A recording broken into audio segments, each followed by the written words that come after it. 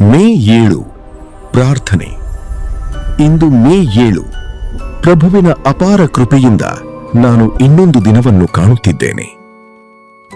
ಪರಲೋಕದ ತಂದೆಯೇ, ಈ ದಿನವನ್ನು ನಿನ್ನ ಪಾದಗಳಲ್ಲಿ ಸಮರ್ಪಿಸುತ್ತೇನೆ. ನನ್ನ ಮನಸ್ಸನ್ನು ಶಾಂತಿಯಿಂದ ತುಂಬಿಸು. ನನ್ನ ಹೃದಯವನ್ನು ನಿನ್ನ ಪ್ರೀತಿಯಿಂದ ತುಂಬಿಸು. ನನ್ನ ಜೀವನದ ಎಲ್ಲ ಗೊಂದಲಗಳಿಗೆ ದಾರಿಯನ್ನು ತೋರಿಸು. ನನ್ನ ಹೆಜ್ಜೆಗಳು ನಿನ್ನ ಇಚ್ಛೆಯಂತೆ ಸಾಗಲಿ. ನನ್ನ ಮಾತುಗಳು ಆಶೀರ್ವಾದವಾಗಿರಲಿ. ನನ್ನ ಕಾರ್ಯಗಳು ನಿನ್ನ ಮಹಿಮೆಗೆ ಕಾರಣವಾಗಲಿ. ನನ್ನನ್ನು ದೌರ್ಬಲ್ಯದಲ್ಲಿ ಬಲಪಡಿಸು. ಪ್ರತಿ ಪರೀಕ್ಷೆಯಲ್ಲಿ ನಂಬಿಕೆಯನ್ನು ಹೆಚ್ಚಿಸು.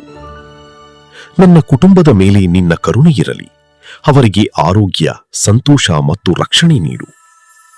ಈ ದಿನವೂ ಶಾಂತಿ, ಪ್ರೀತಿ ಮತ್ತು ಜಯದಿಂದ ತುಂಬಿರಲಿ. ಯೇಸುವಿನ ನಾಮದಲ್ಲಿ ಪ್ರಾರ್ಥಿಸುತ್ತೇನೆ, ಆಮೀನ್. ಕ್ರಿಸ್ತನಲ್ಲಿ ಪ್ರಿಯ ಸಹೋದರ ಸಹೋದರಿಯೇ, ಈ ಚಾನೆಲ್ ಸಬ್ಸ್ಕ್ರೈಬ್ ಮಾಡಿಕೊಳ್ಳಿರಿ.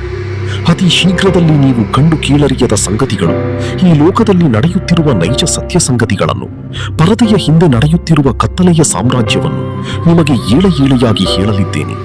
ದೇವರು ನಿಮ್ಮನ್ನು ಆಶೀರ್ವದಿಸಲಿ. ಇಂತಿ ನಿಮ್ಮ ಸಹೋದರ.